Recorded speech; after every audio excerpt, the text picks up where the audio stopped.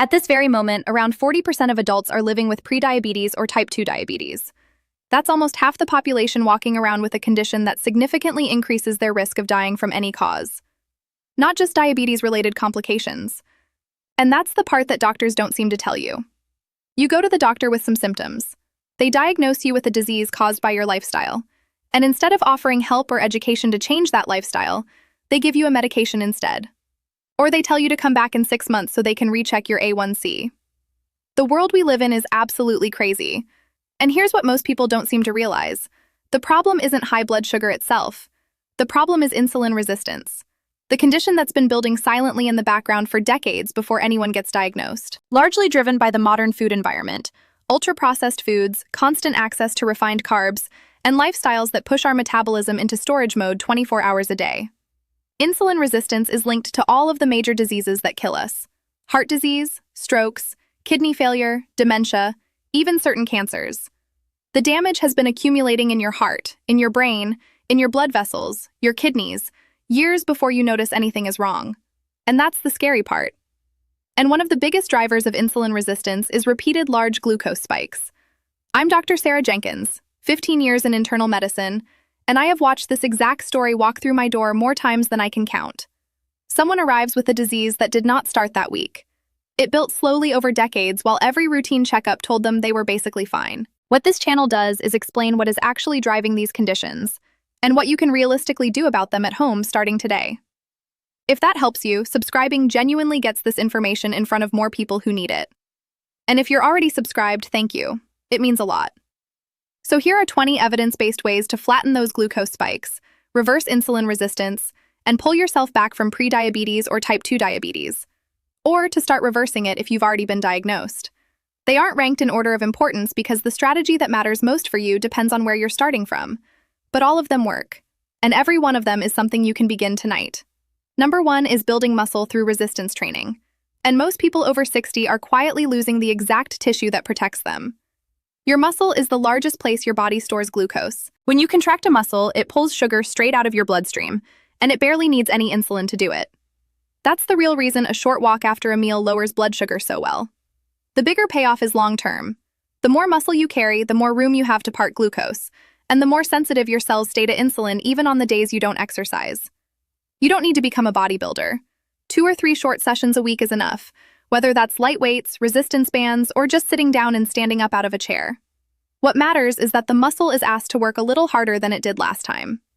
Number 2 is lowering your glucose spikes, and that isn't the same as cutting out every carb. There's a stubborn myth that carbohydrates are the enemy once you have insulin resistance, and it scares people off food they could actually handle fine. A carbohydrate is simply a chain of glucose, and your body deals with glucose perfectly well when it arrives slowly and in a reasonable amount. The trouble starts when sugar floods in fast and all at once. That's the steep spike, and that's when your pancreas has to fire off a surge of insulin to clean it up. So the goal is a gentle rise in blood sugar instead of a vertical one, and you can get there without giving up carbs at all. You choose carbs that release slowly, eat a smaller portion of them, and pair them with foods that slow everything down. A slow climb your body manages easily. A sharp one repeated every day is what wears insulin resistance into you over the years. Number 3 is liquid calories, and this is one of the fastest ways to make insulin resistance worse without ever realizing you're doing it. Fruit juice, smoothies, sweetened coffees, energy drinks, even drinks wearing a health halo like store-bought kombucha or coconut water. When you drink your sugar, there's no chewing and no fiber to slow it. It hits your stomach and goes straight into your blood almost immediately, which creates one of the sharpest sugar and insulin spikes you can possibly produce. Even a fruit smoothie does it. Blending shreds the fiber that would normally hold the sugar back. So you absorb far more, far faster, than if you'd eaten the fruit whole. Then the insulin surge often overshoots and drops your blood sugar too low, leaving you tired and hungry again an hour later. That spike and crash cycle is one of the most damaging patterns for your metabolism. If you're serious about turning this around, liquid sugar is the very first thing to go. Number 4 is what goes on the plate alongside your carbs, specifically protein and fat. Eat a carbohydrate on its own and it digests fast, sending glucose into your blood in one concentrated wave. Add protein or fat to that same meal and digestion slows right down. Protein triggers gut hormones that delay how fast your stomach empties, and fat physically slows food moving through you. The result is a slower, gentler release of sugar. This doesn't mean every meal has to become complicated. It just means thinking in pairs. If you're having toast, add an egg or some peanut butter. With rice, include chicken or fish and some vegetables and olive oil. With fruit, add a handful of nuts or a piece of cheese. These small pairings change how your body handles the whole meal, and they keep you fuller longer, which quietly kills the urge to snack an hour later. Number 5 is stopping the constant snacking. And I know this one is harder to hear because we were all told for years that little meals all day keep the metabolism humming. That advice falls apart the moment you look at what grazing does to insulin. Every time you eat, even a few bites, your pancreas releases insulin. Snack every 2 or 3 hours from morning to night, and your insulin never gets a chance to come back down. It stays parked up high, and that constant elevation is one of the core drivers of insulin resistance. Your body needs stretches where insulin is low. That's when stored fat finally gets burned, when your cells reset their sensitivity, and when repair work that high insulin blocks can actually happen. So, let real gaps open between meals, and let yourself get genuinely hungry before the next one. It feels strange at first if you're used to grazing, but within a few days the hunger settles and becomes easy to manage. Number 6 is managing chronic stress, and this gets overlooked almost completely in conversations about blood sugar. Stress does more than wind you up. It directly raises your glucose. When you're stressed, your body releases cortisol, your main stress hormone, along with adrenaline, and both tell your liver to dump stored sugar into your blood, ready for action. So, before I go on, if any of this is making the picture click into place for you, that's exactly why this channel exists, and subscribing is the one free thing that helps me keep it going. Now, that sugar dump is useful if you're genuinely in danger and about to run. But if you're stressed sitting at the kitchen table, or lying awake at 2 o'clock in the morning turning a worry over, that glucose has nowhere to go. It just sits there, and insulin has to deal with it. Over months and years, chronic stress becomes a hidden source of insulin resistance that has nothing to do with what you ate. You could follow a perfect diet and still fight high blood sugar if your stress hormones never switch off. So, treating stress isn't a luxury you get to eventually. Whether it's slow breathing, a daily walk, time in the garden, or saying no to the thing draining you, it has to be regular to count. Number 7 is the order you eat your food in, and this one sounds too simple to matter until you see the research. Eat the parts of your meal in a deliberate sequence. Vegetables and fiber first, then protein and fat, and carbohydrates last, and you blunt the glucose spike from that exact same meal. The reason is that fiber, especially from vegetables, forms a gel in your stomach and small intestine that slows the absorption of everything eaten after it. Researchers at Weill Cornell Medicine back in 2015 measured this and saw post-meal glucose drop by around 40% with no change to the food, only the order. A habit that costs nothing. In my own house, while dinner is cooking, my wife and I cut up a cucumber, some carrots and celery, and work through it with a tub of hummus talking about our day. It loads us with fiber before the meal even starts, and honestly, it's the part of the evening I look forward to most. Number 8 is sleep, and poor sleep is one of the fastest ways to wreck your insulin sensitivity. It doesn't take weeks. A single night of short or broken sleep can blunt your glucose tolerance the very next day. Your cells turn sluggish to insulin, your hunger hormones get scrambled, and you find yourself reaching for sugar and fat to make up the energy you're missing. Do that night after night, and you've built yourself a slow metabolic disaster. What matters here is the steadiness as much as the hours. Going to bed and waking up at roughly the same time every day keeps your internal clock regular, and that clock helps run your insulin sensitivity. Your body handles glucose better at some hours than others, and stable sleep is what keeps that rhythm intact. Aim for 7 to 9 hours in a cool, dark room with the screens off before bed. That's about protecting your metabolism, not only feeling rested. Number 9 is avoiding what I call naked sugar. That's any sweet food eaten completely on its own with nothing alongside it to slow it down. A cookie by itself in the afternoon, a handful of candy, a pastry on an empty stomach. These create some of the largest, fastest glucose spikes you can generate because there's nothing there to buffer the sugar. It's absorbed almost instantly, and your insulin response has to be just as aggressive to match it. You don't have to swear these foods off forever, though cutting back clearly helps. The trick is to never eat them naked. If you're going to have something sweet, have it at the very end of a meal after you've already eaten protein, fat, and fiber. That way the sugar joins a mixed meal and gets absorbed slowly. The spike is smaller, the insulin response is calmer, and the cost to your metabolism is far lower for the exact same treat. Number 10 is to start paying attention to insulin itself. Almost everyone with prediabetes or type 2 only ever gets their blood sugar measured. And glucose is a late signal. By the time it reads high, you've usually had years of high insulin quietly compensating behind the scenes. Insulin rises first, sometimes a full decade before glucose ever looks abnormal. So, if you want to catch insulin resistance early, or prove to yourself you're reversing it, you measure fasting insulin, not just fasting glucose. Here in the United States, you ideally want that fasting insulin number below 5, and certainly below 7. If it's higher than that, while your glucose and your A1C still read normal, you're already insulin resistant.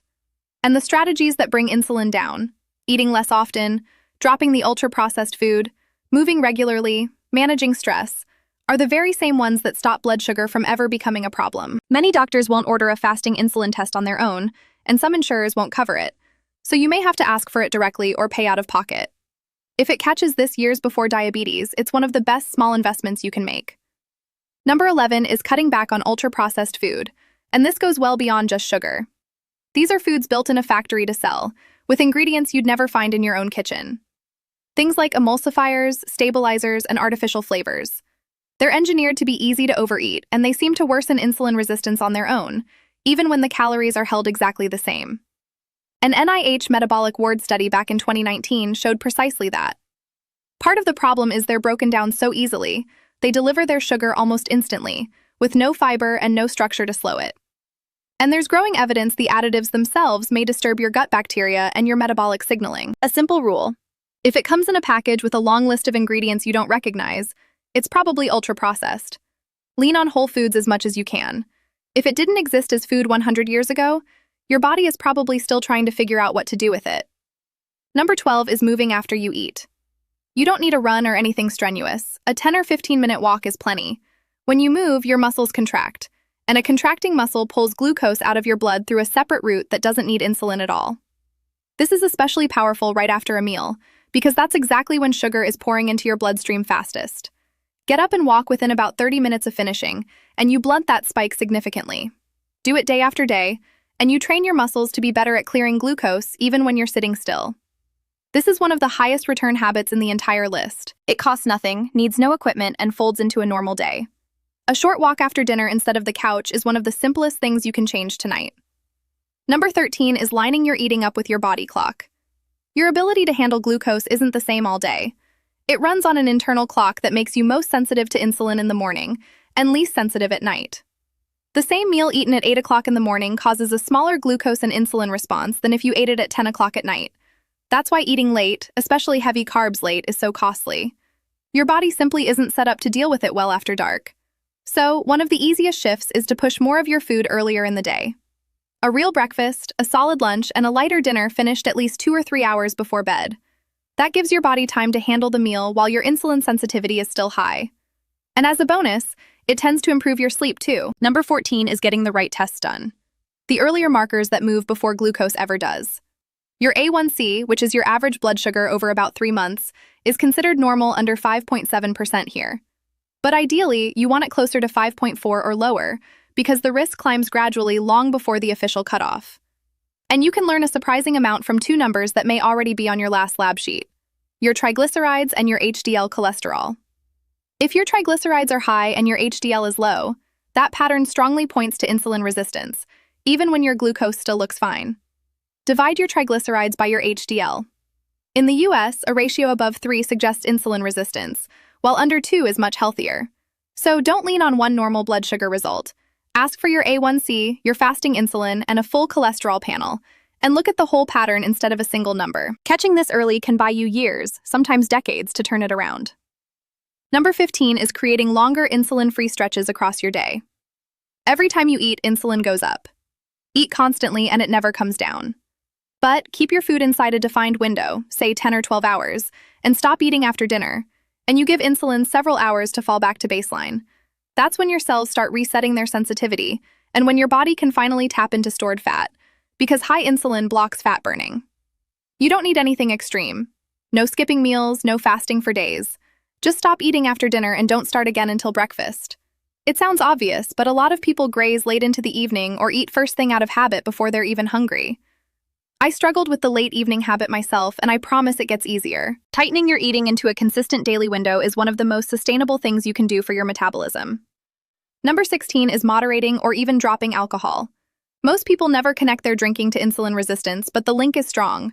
Alcohol disrupts your blood sugar in several ways at once. It interferes with your liver's ability to release glucose steadily, which can send you into a reactive low. It drives fat to collect around your organs, the visceral fat most tightly tied to insulin resistance. And it wrecks your sleep, which, as we already covered, drops your insulin sensitivity the very next day. Even moderate drinking, a couple of glasses of wine a few nights a week, can be enough to stall your progress if you're trying to reverse this. You can still have a drink now and then, though less is clearly better. What matters is being honest about how much and how often, and seeing it for what it is, something working against the goal. For some people, cutting it out completely for a few months is what finally lets every other change take hold. Number 17 is putting fiber at every single meal. And this is one of the most consistently helpful things you can do for your blood sugar. Fiber, especially the soluble kind from vegetables, beans, oats, and certain fruits, slows your digestion and blunts how fast glucose gets absorbed. It also feeds the good bacteria in your gut, which produce compounds that improve insulin sensitivity. Most people should aim for around 30 grams of fiber a day, but the average American gets only about 15. That's a big gap, and closing it is straightforward. Put vegetables on the plate at every meal, not just dinner. Add spinach to your eggs. Have a side salad with lunch. Reach for a piece of fruit, some nuts, or a few beans instead of chips. It doesn't have to be complicated, and the more you do it, the more automatic it gets. Number 18 is aiming at visceral fat, not just the number on the scale. Visceral fat is the deep fat packed around your internal organs, down in your belly. It's metabolically active, pumping out inflammatory signals and hormones that directly drive insulin resistance. And here's the catch. You can be a perfectly normal weight on the scale and still carry too much of it if you're inactive or eating poorly. Your waist tells you more than the scale does. For men, a waist over about 40 inches is high risk. For women, over about 35. So, even if your weight is barely moving, a shrinking waist means you're losing the visceral fat, and that's what matters most for reversing insulin resistance. Resistance training and cutting ultra-processed food are two of the best ways to target this specific fat. It's also the single biggest lever for a lot of people over 60, which is exactly why it deserves its own deep dive. Number 19 is about medication, and this one needs some nuance. Drugs like metformin or the newer GLP-1 medicines can genuinely help lower your blood sugar and cut your risk of complications. They're useful tools, especially when insulin resistance is severe or lifestyle changes alone aren't getting there fast enough. But they manage the problem rather than fixing its root. Metformin makes your cells more sensitive to insulin and tells your liver to release less glucose. The GLP-1 drugs slow your digestion and dial down your appetite. Neither one reverses the actual cause, which is years of metabolic overload from diet, inactivity, stress, and poor sleep. So medication is support for the fundamentals. Lean on it if you need it. Your doctor prescribed it for a reason, but keep doing the work underneath. The goal over time should be to need less of it, not more. And number 20, the one that holds all the others together, is consistency over perfection. Insulin resistance didn't appear overnight, and it won't reverse overnight either. It built over years, and it takes steady effort over months to turn around. But here's the relief in that. The effort doesn't have to be perfect. You don't need to nail all 20 of these flawlessly. You pick a few, you do them most days, and you let them stack up. Small changes repeated daily beat dramatic changes that last a week and collapse. Walk after meals most days, sleep well most nights, eat whole food most of the time. Over weeks and months, your fasting insulin starts to drop.